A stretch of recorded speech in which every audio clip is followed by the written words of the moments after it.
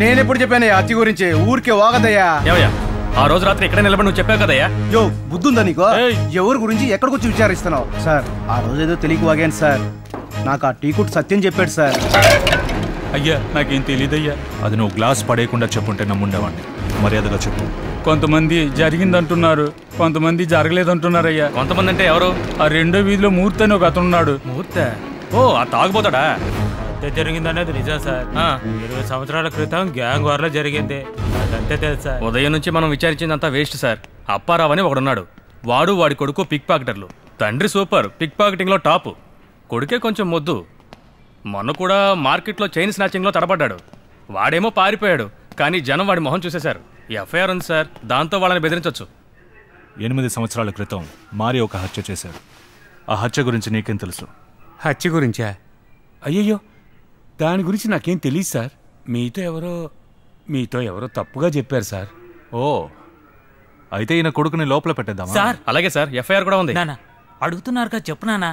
ఏం తెలియాలి సార్ మీకు మారి గురించి? నోరు మూసుకోరా. ఏంటి, ఎందుకు భయపడుతున్నావు? ఏం చేస్తాడు మారి? సార్ మీరు అడగండి సార్. ధైర్యంగా చెప్పయ్యా, మనల్ని దాటి ఈ మ్యాటర్ బయటికి వెళ్ళదు. చెప్పు. అప్పుడు వేలన్న గ్యాంగ్ పవర్లో లేదు. పాండ్ అని ఒకడు ఉండేవాడు. అప్పుడు వాడే టాప్లో ఉన్నాడు.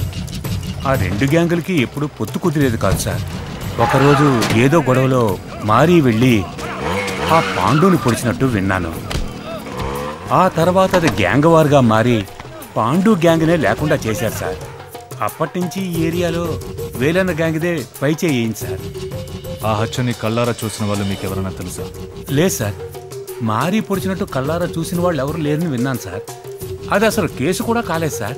తర్వాత వేలన్న పవర్లోకి వచ్చాక అంతా మాఫీ చేయించారు సార్. అదేలాగా? పవర్లో ఉన్న ఒక గ్యాంగ్స్టర్నే చంపేశారు. ఆ తర్వాతే మారి పెద్ద రౌడీ అయ్యాడు. ఓ ఏరియాని వాడిని చూసి భయపడుతోంది. కానీ వాడు ఎవరిని చంపాడో, ఎలా చంపాడో మాత్రం ఎవరికి తెలీదా? అదెలా తెలుస్తుంది సార్? అలాంటిది ఏదైనా జరిగితేనే కదా తెలిసేది.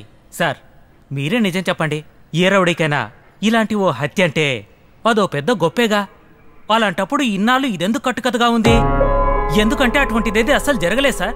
ఉత్త బిల్డప్ ఇస్తున్నారు. ఏది నమ్మదు సార్. ఆ రోజు ఎలా ప్రవర్తించా? కోపంగా, పొగరుగా.